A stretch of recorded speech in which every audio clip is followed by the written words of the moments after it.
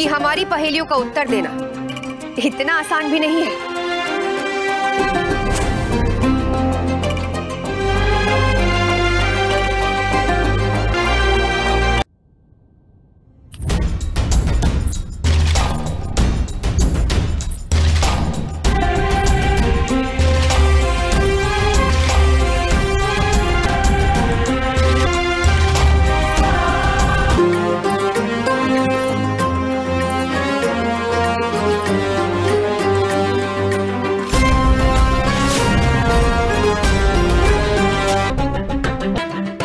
अपना मस्तक झुक और हार स्वीकार कर लीजिए। कहीं ऐसा ना हो कि आपकी वर्षों की प्रतिष्ठा इस बुद्धि युद्ध की बलि चढ़ जाए। पंडित रामाकृष्ण जी।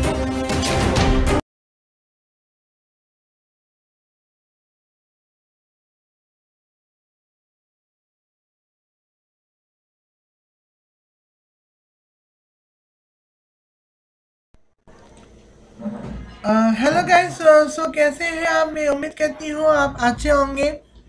मैं आपका जिलेबी माइकल सीजर एडिसन तो आपको स्वागत करती हूँ। अस्सलाम वालेकुम कह सकती थी, लेकिन ये वीडियो जो है वो खासकर यहूदी और ईसाई लोगों के लिए बनाई गई है। तो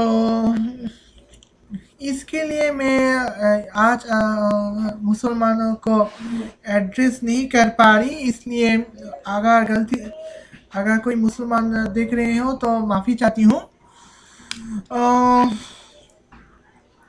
क्या ना टाइटल और थंबनेल देखकर समझ गए होंगे मैं आज किसको रोस्ट करी हूँ और किस टॉपिक पे रोस्ट करी हूँ। तो रोस्ट करने के लिए मेरे पास बहुत टॉपिक है, लेकिन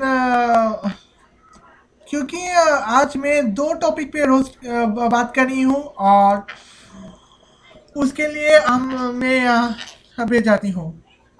फर्स्ट पार्ट जो है वो हानुका के लिए है और सेकंड पार्ट जो है वो मेरी रोस्टिंग पॉइंट। वेल, अब मैं फर्स्ट पॉइंट में जाती हूँ। इस दुनिया में हिंदी में बोलने वाले जितने भी यहूदी मौजूद हैं सबको मैं हैप्पी हानुका की मुबारकबाद देती हूँ, और जो मेरे साथ जुड़े रहे हैं अलग अलग सोशल मीडिया में जुड़े रहे हैं उनको भी मैं हानुका का मुबारकबाद देना चाहती हूँ। तो यहाँ पे हानुका कहाँ आया है इसके बारे में मैं बात करना चाहती हूँ। तो हानुका के दौरान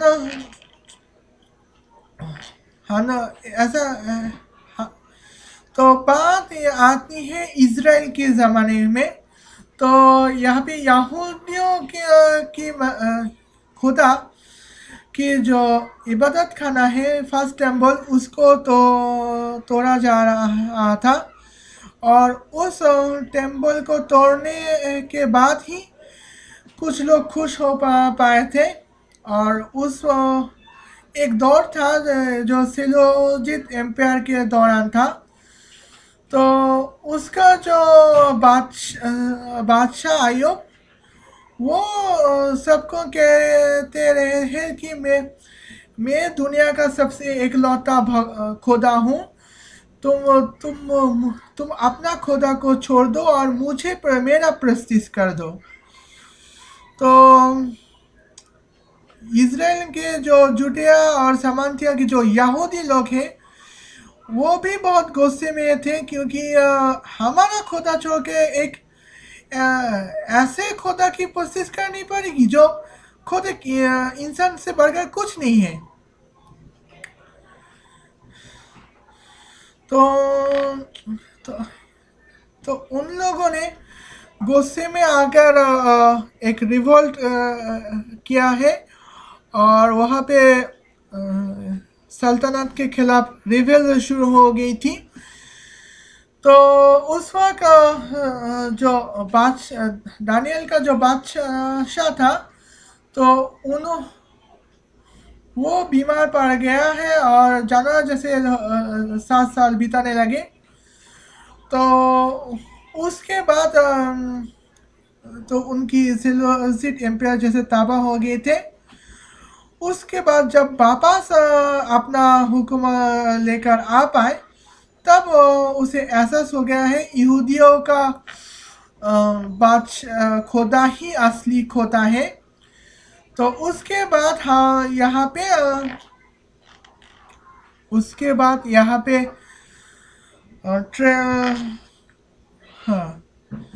उसके बाद यहाँ पे जो दूसरी हैकल बनाया जा रही थी। तो दूसरी हैकल बनाने के खुशी में ये हानुका मनाई जाती है। तो यहाँ पे जो हम क्या करते हैं, यहूदी लोग जो है वो क्या करते हैं, तो यहाँ पे हम यहूदी लोग जो है तो 7 दिन छुट्टी पे रहते हैं और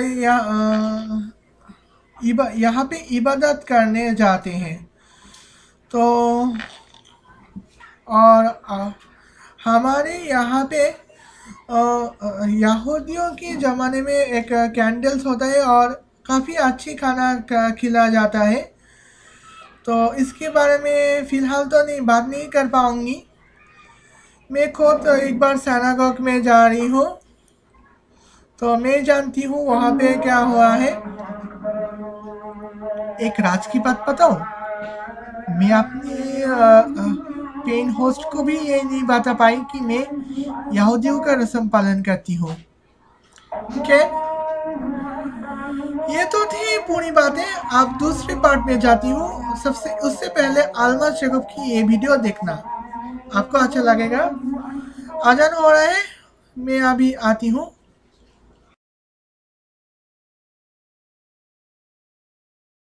मसीह यीशु में आपको सलाम। क्या आप जानते हैं कि आपके साथ क्या मसला है? जी हाँ, आपके साथ। अगर आप एक मसीही हैं तो हो सकता है कि ये मसला आपके साथ भी हो, और अगर ये मसला आपके साथ है तो इस वीडियो को देखने के बाद मुझे उम्मीद है कि आप अपनी अथॉरिटी को, अपने इख्तियार को जान पाएंगे और इस मसले को जड़ से उखाड़ फेंकेंगे। मसला ये है कि आपको किसी ने ये बताया ही नहीं है कि खुदा ने आपको दुखी रहने, परेशान रहने, दुनिया के मसाइल में डूबे रहने या अपने हालात के हाथों मजबूर रहने के लिए नहीं बुलाया। उसने आपको बुलाया है ताकि आप खुश रहें, ताकि आप इत्मीनान में रहें, ताकि आप जमीन पर खुदा के जलाल को जाहिर करें, अपनी हर परेशानी, बीमारी, तकलीफ पर फतह पाएं। अब दुनिया के किसी भी मुल्क में रहते हो, वहां के कुछ राइट्स होते हैं जो आपको आजादी से जीने का हक देते हैं, अपने खुदा की इबादत करने की इजाजत देते हैं, बिजनेस करने की, जॉब करने की, इज्जत से रोजगार कमाने का आपको हक दिया जाता है। और मुझे यकीन है कि आप अपने मुल्क में इन राइट्स को एंजॉय कर रहे होंगे, क्योंकि आप उस मुल्क के किसी भी कानून को तोड़ नहीं रहे। इसीलिए आप जेल में नहीं हैं, बल्कि आप खुली फिजा में अपनी मर्जी से, आजाद मर्जी से अपनी जिंदगी गुजार रहे हैं। सेम बिल्कुल इसी तरह से अगर आप मसीही हैं तो आप खुदा की बादशाहत के वारिस हैं, मतलब आप खुदा की बादशाहत की शहरियत रखते हैं। और जब तक आप खुदा के कानून को नहीं तोड़ते, आप उन हकूक को इस्तेमाल कर सकते हैं जो खुदा ने आपको यीशु मसीह के वसीले दिए हैं। यीशु मसीह ने कहा था कि जो कुछ तुम आसमान पर बांधोगे वो जमीन पर बंधेगा, और जो कुछ तुम आसमान पर खोलोगे वो जमीन पर खुलेगा। यीशु मसीह ने अपने शागिर्दों से कहा कि मैं तुम्हें अपना इख्तियार, अपनी कुदरत देता हूं ताकि तुम मेरे नाम से बदरूहों को निकालो, हर तरह की बीमारी से शिफा दो लोगों को। आज हम पर जरा सी परेशानी क्या आ जाए तो हम तो परेशान ही हो जाते हैं। उस मसले को यीशु मसीह के इख्तियार से खत्म करने के बजाय उसे और बढ़ा लेते हैं, और फिर हम सोचते हैं कि खुदा हमारी दुआ क्यों नहीं सुनता। अरे भाई, खुदा ने तो आपको अथॉरिटी दी हुई है कि आप अपने हर हालात का मुकाबला खुदा की कुदरत से करो। यीशु मसीह ने कहा कि देखो, मैंने तुम्हें दुश्मन की तमाम कुदरत पर इख्तियार दिया है कि तुम सांपों और बिच्छुओं को कुचलो और वो तुम्हें कुछ जरर नहीं पहुंचाएंगे। हमारा दुश्मन इब्लीस है जो हमें परेशान, अदमुआ और मुर्दा ईमान वाला देखना चाहता है। इसीलिए वो हमें ऐसे हालात में डाल देता है कि हम उदास हो जाएं और उसका मुकाबला ना कर पाएं। यीशु मसीह ने कहा कि इब्लीस का मुकाबला करो तो वो तुमसे भाग जाएगा। मुकाबला तो दूर, हम तो दुआ भी किसी और से करवाने के लिए चले जाते हैं।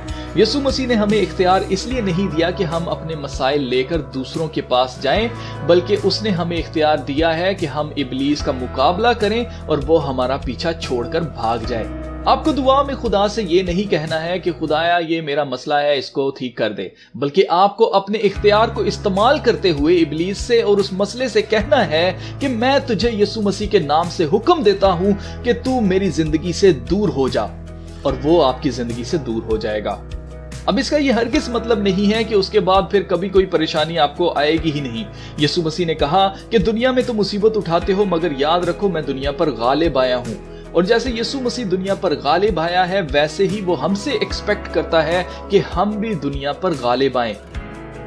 और मेरे अजीजों, ये तभी मुमकिन है जब हम एक हकीकी मसीही की तरह दुनिया पर, डिप्रेशन पर, अपने बुरे हालात पर, पैसे की कमी पर, हर तरह की बीमारी और हर तरह की लानत को यीशु मसीह के नाम से हुक्म दें कि वो हमारी जिंदगी से दूर हो जाए। अजीजों, हम मसीह यीशु का बदन है और हम उसमें रहकर ये इख्तियार इस्तेमाल कर सकते हैं। क्या आपने कभी ट्रैफिक पुलिस वाले को देखा है? कैसे वो अपने हाथ के इशारे से ही ट्रैफिक को रोक लेता है। क्या वह इंसान खुद गाड़ियों की ब्रेकें लगाता है? जी नहीं। उस इंसान ने जो यूनिफॉर्म पहन रखा है, उस यूनिफॉर्म की वजह से जो इख्तियार या अथॉरिटी उसे हुकूमत की तरफ से दी गई है, उस इख्तियार की वजह से गाड़ी चलाने वाले ब्रेक लगा देते हैं। इसी तरह हम मसीह यीशु से अलग होकर कुछ भी नहीं कर सकते, मगर यीशु मसीह में रहकर हम सब कुछ कर सकते हैं, जो हमें सब कुछ करने की कुदरत, हिम्मत और ताकत देता है। तो क्या आज के बाद आप अपने इख्तियार को इस्तेमाल करेंगे या फिर से वैसे ही दूसरों से दुआएं करवाते रहेंगे? उठें और एक जांबाज सिपाही की तरह अपनी तलवार को उठाओ और एक सच्चे मसीही की तरह जंग के लिए तैयार हो जाओ। जीत तुम्हारा मुकद्दर है। यीशु मसीह के पाक नाम में फतह तुम्हारी है। ऐसी मजीद मोटिवेशनल वीडियोस देखने के लिए चैनल को सब्सक्राइब करें और बेल आइकन को प्रेस कर लें ताकि आने वाली मजीद वीडियोस आप तक पहुंच सकें। तो मिलते हैं फिर नेक्स्ट वीडियो में, तब तक के लिए खुदा हाफिज।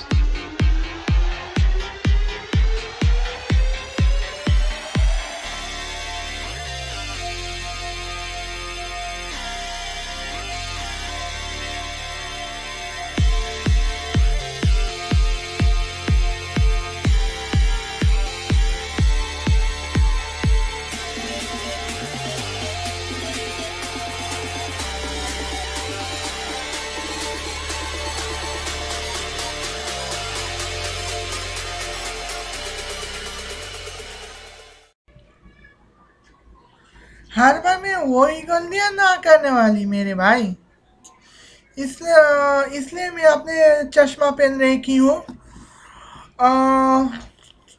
और मैं यहाँ पे कई नोट कर रही हूँ। तो ये रिफॉर्मर आल्मस जैकब को बेसिकली रिफॉर्मर आल्मस जैकब के जो पॉइंट है, तो 7 पॉइंट है, वो बाकी अच्छे हैं, लेकिन वहाँ पे मेरे पास कुछ सवाल यहाँ पे मौजूद है। जो आपको पता हो तो बता देना। क्या अब मैं वहाँ पे जाती हूँ। सबसे पहला पॉइंट है, Jehovah didn't send us to earth to perish but send us to lead a life of pleasure। यानी कि यहोवा जो है वो हमें दुनिया में जो अपने जो सॉरो लाइफ वो जीने के लिए नहीं, बल्कि हैप्पी लाइफ जीने के लिए भेजा जा रहा है। तो यहाँ पे मेरे पास 3 सवाल हैं। तो सवाल ये है कि how can I find the way to lead a life of pleasure. तो इसका मतलब है मैं कैसे अपनी खुशी की जिंदगी जीने की एक राह चुन सकती हूँ, क्योंकि तो यहाँ पे कई सारे राह है और दुनिया के कई किस्म के लोग हैं। तो खुशियाँ जो है वो सबके लिए स्टैंडर्ड पे होंगे ऐसा ज़रूरी नहीं है। तो किसी के तो जो किसी रिच किड के लिए तो पैसों की खुशी है, लेकिन टैलेंट की खुशियाँ नहीं है। और किसी के लिए टैलेंट की खुशी है, लेकिन पैसों की खुशियाँ नहीं है। किसी के लिए पैसों की खुशियाँ है, टैलेंट की, अकल की खुशियाँ है, लेकिन टेक्नोलॉजी जो है उसकी खुशियाँ नहीं है। किसी की जो है वो जिस्म की खुशियाँ नहीं है। तो हर इंसान की way to lead a life of pleasure अलग है। तो हम अपना कैसे चुन सकते हैं वो बताना ये तो भूल ही गए हैं। Question number 1. How can we explain Christians that God sent us to lead a life of pleasure? तो उसका मतलब है जो लोग ईसाई नहीं है उनको मैं हम कैसे एक्सप्लेन कर सकते हैं कि खुदा जो है वो हमें खुशियाँ की ज़िंदगी बिताने के लिए ही भेजे गए हैं, जबकि हमारे यहाँ पे आपने ये भी कहा है कि खुदा इस वक्त हमें जंग के हालत में भेजा गया है। तो है और मुसलमान लोगों के लिए तो दुनिया जो है वो बस एक परीक्षा है, जो इम्तिहान है, जो जहाँ वो आखिरत में जानना जाए या फिर जहन्नम जाए।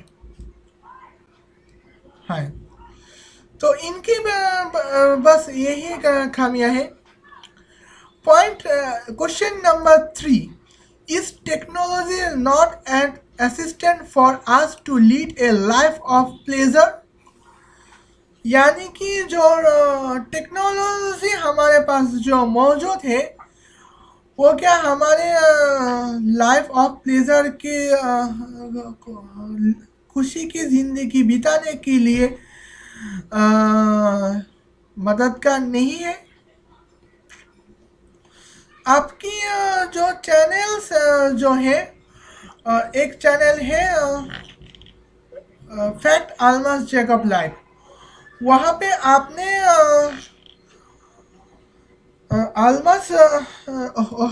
आपने डार्विन की एवोल्यूशन के बारे में दोनों वीडियोस बताई हैं।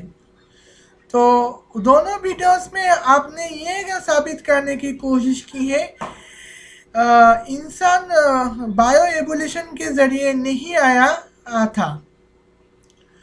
तो वहाँ पे हमारे पास सवाल की थी कि क्या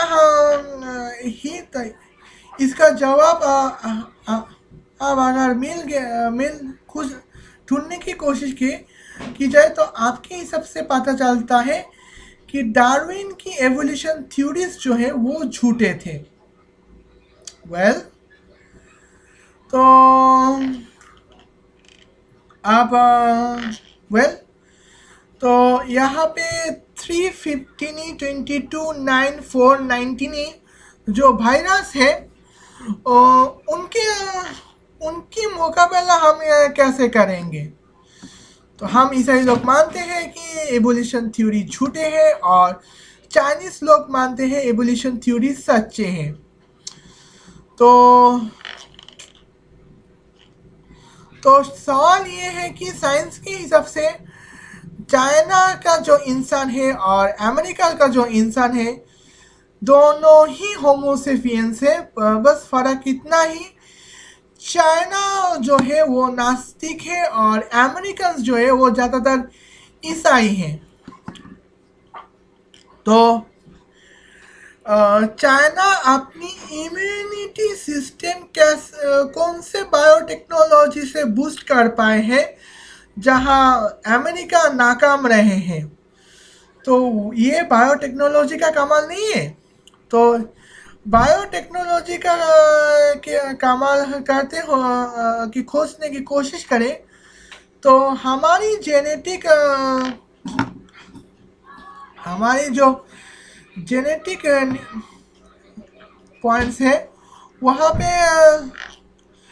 पे हम कैसे अपनी हाइजीन खुद मेंटेन करें, अपनी इम्यूनिटी खुद बूस्ट कर पाए, इसके लिए डेवलप की हुई डीएनए हमारे यहाँ पे कैसे पॉसिबल हो पाए। ये क्या डार्विन एवोल्यूशन का नहीं है। तो आजकल नए नए मुल्क ऐसे निकले गए हैं जहाँ की पानी में आर्सेनिक निकलते हैं। तो वहाँ के पानी में तो जब आर्सेनिक ही निकल रहे हैं तो वो टेक्नोलॉजीज जो है वो बूस्ट करनी है। यहाँ के जो टेक्नोलॉजी है वो तो हम नए नए पॉइजन को एब्जॉर्ब करने लायक इम्यूनिटी कैसे बूस्ट कर पाए, इसके लिए हमें डार्विन इवोल्यूशन के जरिए टेक्नोलॉजी मिली हुई टेक्नोलॉजी काफ़ी नहीं थे क्या। ये तो 8:30 मिनट हो गई एक पॉइंट में। खैर दूसरे पॉइंट में आती हूँ। Point number 2, Jehovah lead us like a Christian democratic administration without breaking rules of Yahweh। यानी कि खुदा जो है हम ईसाई लोगों को अपनी जिंदगी जैसे चाहे वैसे मर्जी जीने की आज़ादी दे दी गई है। जैसे कि हम डेमोक्रेटिक कंट्री में ऐसा होते रहते हैं और वहाँ पे शर्त ये लागू की है ताकि यहोवा का जो रूल्स जो है उसको हम ना तोड़े। तो यहाँ पे 3 सवाल आते हैं। सवाल ये है कि जो question number 1, why magic practising is the crime. So why is magic practicing the crime of to Yahweh। यानी कि हम ये सवाल बहुत तगड़ा हो सकता है क्योंकि जैसे बाइबल में पढ़ा है तो वहाँ पे रेवोल्यूशन बाइबल की 22 नंबर सूरा आयत नंबर 3 या 6 में ये कहा गया है कि हम जो हैं वो लोग जन्नत में कभी नहीं जा सकता है जो मैजिक प्रैक्टिस करते हैं। तो जो लोग मैजिक प्रैक्टिस करते हैं क्या वो हमें मिसलीड करने के लिए इससे मैजिक प्रैक्टिस करते हैं। मैं काफ़ी मैजिक रहती हूँ वहाँ पे हिसाब से जो मैजिक प्रैक्टिस करने वाले लोग होते हैं वो मैजिक प्रैक्टिस इसलिए कर लेते हैं ताकि हमें मैजिक के जरिए हमें एंटरटेन करें। तो आजकल जो मैजिशियन है वो हमारे सामने खुद को खुदा जाहिर करने की भी कोशिश नहीं कर रहे हैं। तो अब हम अगर मैजिक प्रैक्टिस करते हैं बस टैलेंट को इम्प्रूव करने के लिए और एंटरटेन करने के लिए करते हैं, ना कि लोगों को ये इन्फ्लुएंस करते हैं के लिए कि हम ही खोता है। तो फिर मैजिक प्रैक्टिसिंग जो है वो यहोवा की नज़र में गुनाह क्यों है। Question number 2, if homosexual is born genetically then why can we not accept them as child of God। तो आल्मस जैकब आपने वहाँ पे सुना, आपने अपनी main channel the fact of Almas Jacob live में ये हमेशा ये कहते रहते हैं कि जो होमोसेक्सुअल्स जो हैं वो ये जो होमोसेक्सुअल्स जो है वो जन्नत में कभी नहीं जा सकते, वो हमेशा जहन्नम में ही जाएंगे। खैर अगर है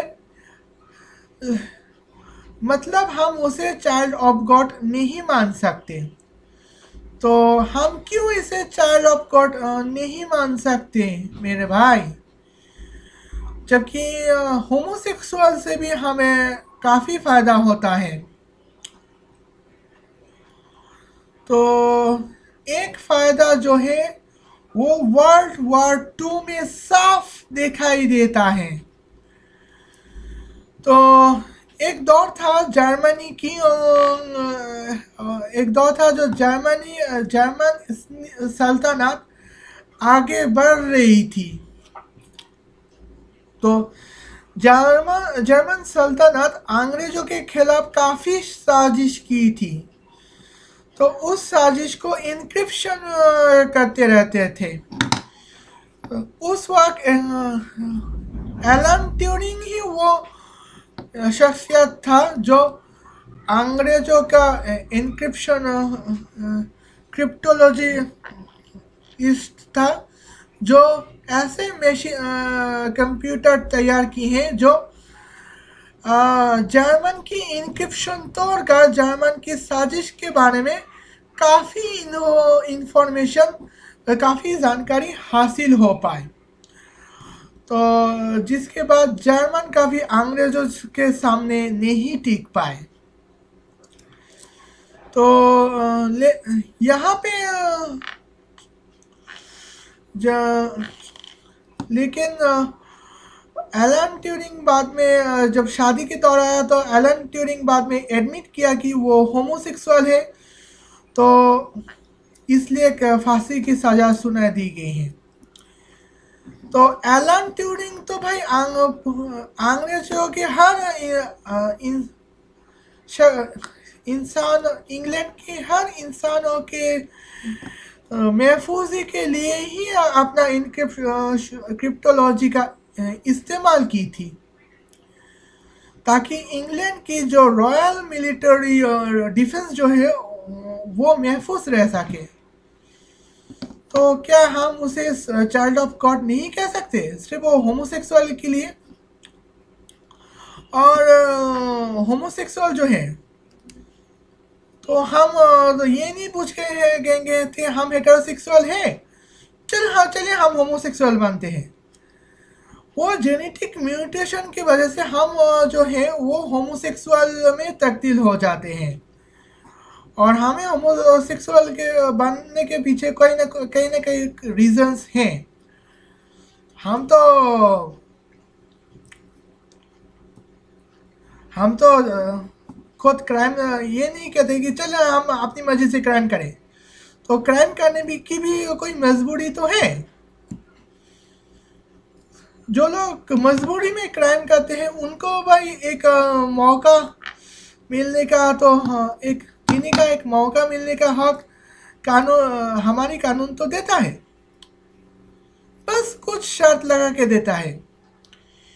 बस यही है वो वजह। तो खुदा का कानून तो इससे भी कठिन निकली है यार। Okay, point question number 3, why religious education is mandatory for 4th Christian world in lieu for 5th Christian world?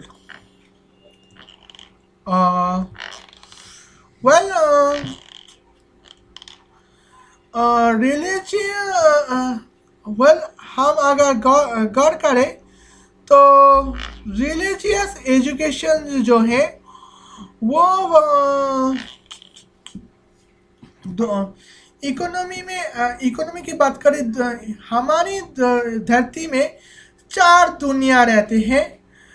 First world जो है डेवलप्ड कंट्री है, सेकेंड वर्ल्ड जो है फास्टेस्ट डेवलपिंग कंट्री है, और थर्ड वर्ल्ड जो है वो स्लोइंग डेवलपिंग कंट्री है, और फोर्थ वर्ड जो है कंट्री विदाउट डेवलपमेंट। यहाँ पे जो फर्स्ट वर्ल्ड और फोर्थ वर्ल्ड जो है वो वहाँ पे ऐसे मुल्क मौजूद कंट्रीज मौजूद हो हैं जहाँ पे क्रिश्चियन मेजोरिटी हो।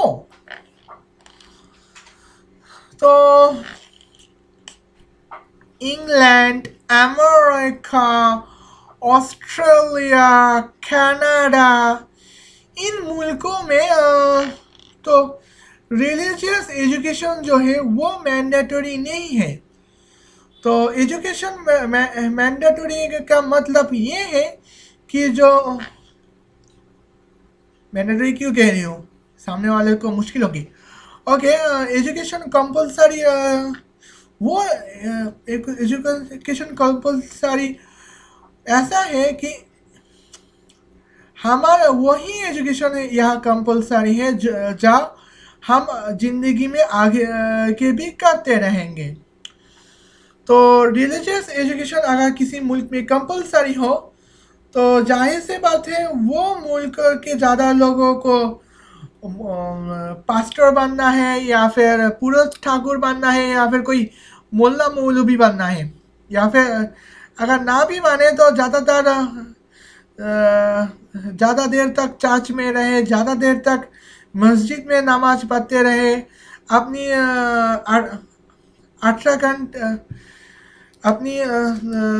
18 घंटे की दिन की में 12 घंटे मस्जिद ही चर्च सिनेगॉग में भी जाते रहे। तो ऐसे कुछ बात है। तो फोर्थ क्रिश्चियन वर्ल्ड जो है वहाँ पे जैसे जिम्बाब्वे, केनिया, यहाँ पे रिलीजियस एजुकेशन मैंडेटरी है, यानी कि वो एजुकेशन कंपलसरी है जिसके ज़रिए हम ज़्यादा चर्च में ज़्यादा जाए, मस्जिद में ज़्यादा जाए और हमारी ज़िंदगी में हम तरक्की करने के लिए क्या करें उसके बारे में कोई भी एजुकेशन ना दे जाए। बस हम रिलीजन प्रैक्टिस कैसे करें वो उस पर एजुकेशन ज़्यादा हो। जबकि फर्स्ट क्रिश्चियन वर्ल्ड यानी कि इंग्लैंड, अमेरिका, ऑस्ट्रेलिया, कनाडा में ऐसा नहीं होता है। तो है वहाँ पे हम क्रिश्चियन हैं तो बाइबल पढ़ना ज़रूरी है, लेकिन उतना ज़रूरी नहीं है क्योंकि हम अपनी ज़िंदगी में मैक्सिमम टाइम हम चर्च में ही बिताए, बल्कि रिलीजियस एजुकेशन उतनी ज़रूरी है जितना हम रिलीजन के बारे में अपनी रिलीजन के बारे में जान सके। लेकिन वहाँ पे जो एजुकेशन ज़्यादा मैंडेट कंपलसरी है वो ये है कि हम अपनी ज़िंदगी में कामयाब कैसे हो पाए और अपनी ज़िंदगी में दूसरों को कैसे सेवा कैसे कर पाए, हम अपनी ज़िंदगी में अपना टैलेंट इम्प्रूव कैसे कर पाए, वो एजुकेशन मौजूद है। तो लेकिन इसलिए मैं पूछ रही हूँ जो रिलीजियस एजुकेशन है जो है वो इंग्लैंड, अमेरिका, ऑस्ट्रेलिया, कनाडा के बजाय जिम्बाब्वे, केनिया, नाइजीरिया में क्यों कंपलसरी है? Well, point number 3, Jesus Christ requested us to demolish evil spirit and disease from us। यानी कि यीशु मसीह जो है वो हमें ये कह रहा है कि ताकि हम खुद अपने आप से जो बदरूह है और बीमारियां जो है वो निकल के बाहर फेंक दे। यहाँ पे भी मैंने क्वेश्चंस डाले हैं। दो क्वेश्चन है। Question number 1, is this order followed only in the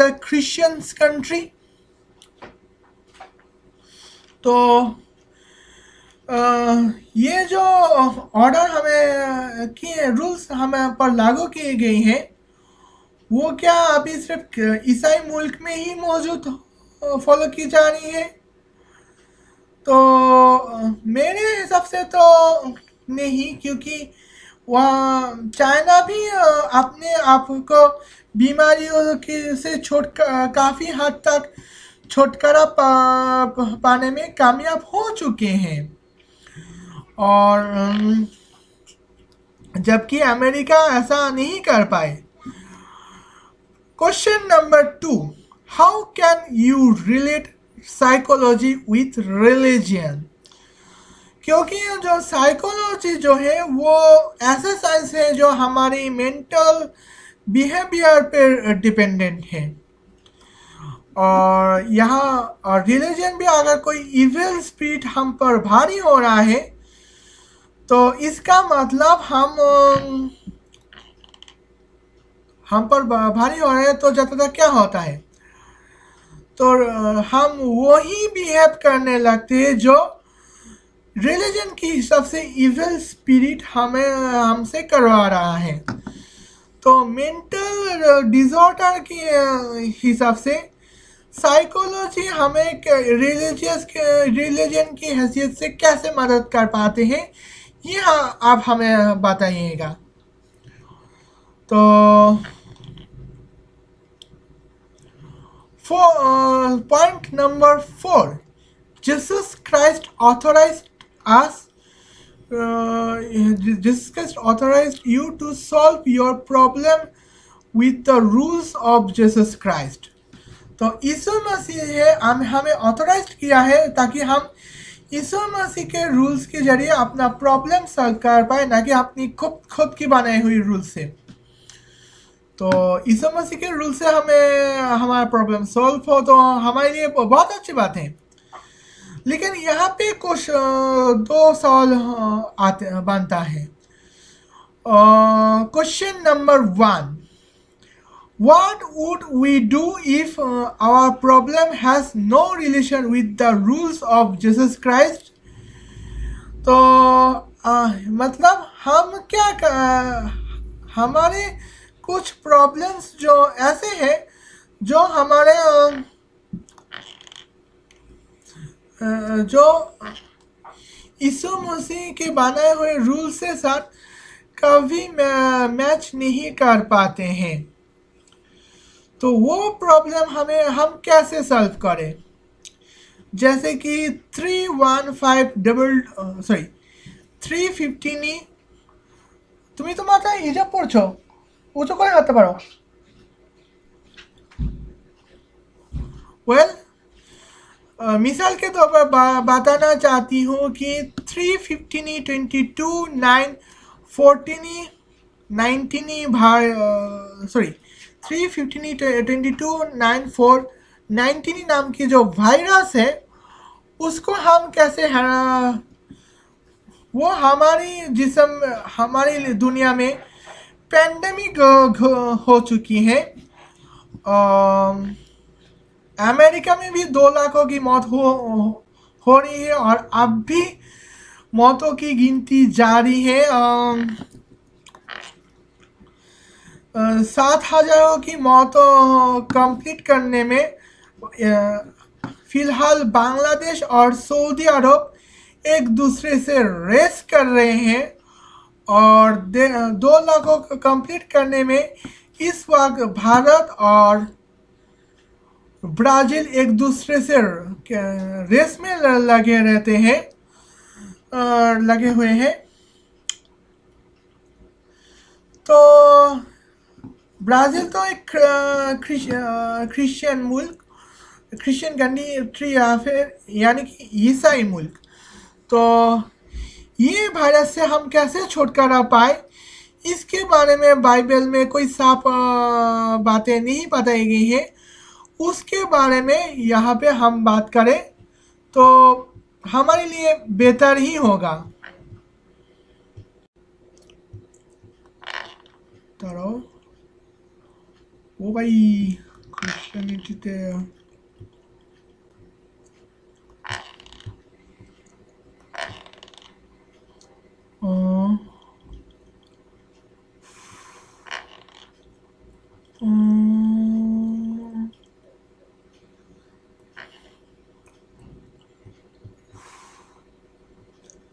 okay, अब मैं दिखाती हूँ। तो यहाँ पे हमें दिखाई देते हैं तो हाँ, ज़बूर बाइबल की जो 104 नंबर सूरा 34 नंबर आयत जो है, यहाँ खुद कह रहा है कि may my meditation be pleasing to him as I rejoice in the lord. यानी कि हम ऐसे मेडिटेट कर पाए ताकि हम खुद उसे हमारी खुदा को खुश करे, ताकि हम उससे रिजॉइस कर पाए। तो हम अगर चंगे हो जाते हैं, मेंटली हम स्ट्रेस हम हटा पाते हैं, तो भी हमारा खुदा जो है वो बहुत खुश हो जाता है। तो लेकिन आजकल जो है ईसाई मुल्क में तो मेडिटेशन अलाउ ही नहीं हो पाते हैं। तो ये क्यों अलाउ नहीं हो पाते हैं, इनका तो कुछ नहीं जानती। तो मेडिटेशन अलाउ अगर हो पाए तो ये हमारे लिए बहुत फ़ख्र की बात होगी। लेकिन जब मेडिटेशन से हम अपनी मेंटली स्टेबल कर सकते हैं, जो खुदा को पसंद आए हो, तो फिर हमें क्रिश्चियन चर्च में मेडिटेशन क्यों अलाउ नहीं किया जाता? मेरे पास ये सवाल है। Okay, point number 5, Lucifer as our enemy has her effort to disappoint us in difficult circumstances। तो आपका कहना है कि हमारा जो दुश्मन है लूसीफर, वो हमें बहुत ऐसे मुश्किल में घड़ी में डाल देते हैं ताकि हम खुद को निराश हो पाए और खुदा की रास्ता करना में जाना छोड़ दें। तो हाँ, ये सच बात है, शैतान लोग ऐसा करते आए हैं। लेकिन यहाँ पे भी मेरा 2 सवाल है। Question number 1, why did fourth Christian world not research on the technique of Lucifer to defeat her by own self? तो यानी कि चौथे दुनिया का जो ईसाई मुल्क है, वो अपने आप से आपकी मर्जी से लूसीफर की इब्लिस की टेक्निक पे रिसर्च क्यों नहीं कर लेते ताकि उसे हरा सके? तो हम सभी जानते हैं कि दुश्मनों को हराने के लिए सबसे बड़ा अहम हिस्सा होता है उनकी टेक्निक को जानना, उनकी खूबियाँ को जानना। तो अंग्रेज लोग जब बांग्ला के ज़रिए से पूरे भारत पे हुक्म करना चाहते थे, तो पहले ये जानने की कोशिश की। तो बंगाली भारत की जो सल्तनत है, वो जब जंग में लड़ते हैं तो वो कैसे जीतते हैं, उन पे रिसर्च की। उसके बाद वो टेक्निक अपनाया ताकि उससे भी बेहतर टेक्निक अपनाया ताकि भारत के बंगाली, पंजाब, मुगल लोगों को हरा कर पूरे भारत में राज कर पाए।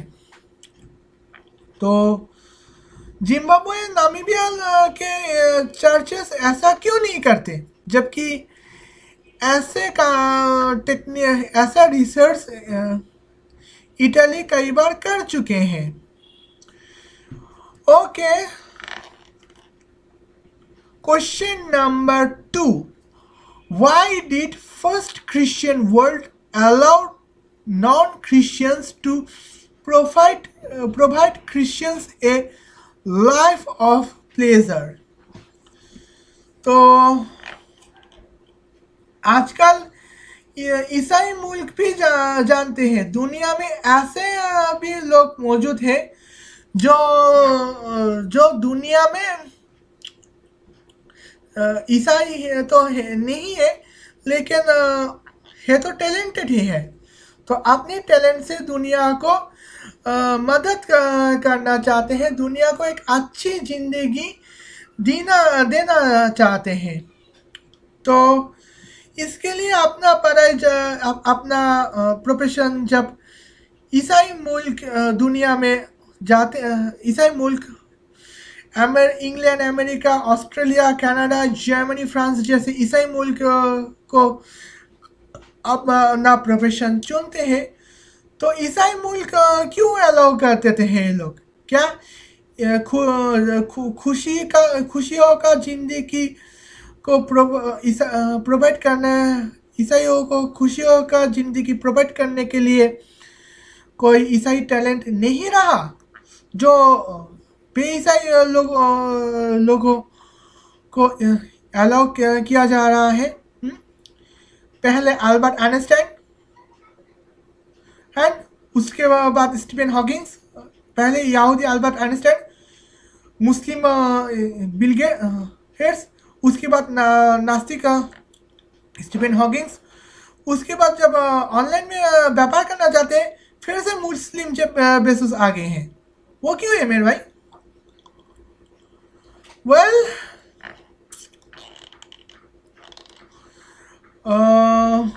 point number 7, Jesus Christ authorized us to solve problem of ourselves and not to depend anyone. बस वहाँ पे मेरे पास एक सवाल है, तो ये है कि what about the fourth Christian world who always needs to get help from non-Christian world? तो यानी कि उन जिम्बाब्वे, नामीबिया वाला का क्या, जो आए दिन बांग्लादेश, भारत, चाइना, जापान से मदद मांगते रहते हैं, हाँ? ये सच है। अब नाइजीरिया और केनिया में तो पीस एस्टेब्लिशमेंट की जो मिशन है, वो वहाँ पे जो मुल्क निभाते, अपनी जिम्मेदारी निभाते आए हैं, उनमें से बांग्लादेश भी है जो कि एक मुस्लिम मुल्क है, और भारत भी है जो एक हिंदू मुल्क है। और उगांडा की बात करें तो नीति आमीन नाम की एक उगांडा है, तो वो सत्ते में आने से पहले इंडिया की कम्युनिटी जो है वो हमेशा उगांडा की तरक्की में मदद करते आए हैं। अब तो इंडियन कम्युनिटी उगांडा में नहीं है, तो उगांडा क्यों तरक्की नहीं कर पा रहा? क्यों वापस इंडियन कम्युनिटी पर डिपेंड होने लगे मेरे भाई? तो अगर जॉब दोगे तो खुशी होगी। और वेनेजुएला, बाबू रे बाबा, तब तो एक पक्ष के हिसाब से चाइना की जय हो, और एक पक्ष के हिसाब से अमेरिका ही जिंदाबाद। Point number 7, Jesus Christ asked us to be victorious about problem as he came as victorious. तो आपका कहना है, अल्माशेखोव, आपका कहना है कि यीशु मसीह चाहते हैं कि हम अपनी मुश्किलों पर गालिब हासिल कर पाए, जैसे वो उन्होंने गालिब होकर आया था। तो सवाल ये है कि then why could the fourth Christian world not be victorious on their problems? तो यानी कि जिम्बाब्वे, नामीबिया, केनिया वाले जो है वो अपने प्रॉब्लम पर जीत मुकम्मल क्यों हासिल नहीं कर पा रहे हैं। तो मैं यहाँ पे खासकर इकोनॉमिकल प्रॉब्लम की बात कर रही हूँ। बांग्लादेश को देखो, आज बांग्लादेश के पास आप 300 बिलियन यूएस डॉलर की इकोनॉमी है, और जहां जिम्बाब्वे एक ईसाई मुल्क सिर्फ 24 बिलियन यूएस डॉलर की इकोनॉमी। तो बांग्लादेश मुस्लिम की हैसियत से इकोनॉमी में जिम्बाब्वे को डिफीट कर चुके हैं। तो अपनी गरीबी को बांग्लादेश एक मुस्लिम मुल्क होकर भी काफ़ी हद तक फतेह हासिल कर पाए हैं, लेकिन जिम्बाब्वे क्यों नहीं हासिल कर पाए ये तो वो ही जाने। दूसरी तरफ भारत एक हिंदू मुल्क है। आपने ऑटोक्रेसी, भारत में तो ऑटोक्रेसी था ही नहीं कि बांग्लादेश में वापस आती हो। बांग्लादेश एक मुस्लिम मुल्क होकर जब ऑटोक्रेसी एडमिनिस्ट्रेशन पे फतेह हासिल कर पाए हैं, ऑटोक्रेसी एडमिन को हरा चुके हैं, तो वेनेजुएला एक ईसाई मुल्क होकर क्यों नहीं कर पा रहा है, ये मेरे पास सवाल है। तो आज के लिए मेरे पास जो सवाल है वो आज के लिए काफ़ी है। तो उम्मीद है आपको ये पसंद आया होगा। तो अगर पसंद आया हो तो लाइक कीजिए, कमेंट कीजिए और शेयर कीजिए। और आपके आसपास अगर कोई यहूदी या फिर ईसाई मुल्क, ईसाई ना भी हो या फिर सिर्फ मुस्लिम भी हो, तो भी आप जितनी चाहे उतनी शेयर कर दीजिए। आज मैं सब्सक्राइब की भीख नहीं मांगूंगी। वेल, आज के लिए बस इतना ही। आपको मैं आपके लिए हनुका का शुभकामना है, कॉन्ग्रेचुलेशंस है, और अगली वीडियो शायद क्रिसमस डे पर बना दूं। तब तक के लिए अब मैं एंडिंग लगाऊंगी। तब तक के लिए बाय बाय।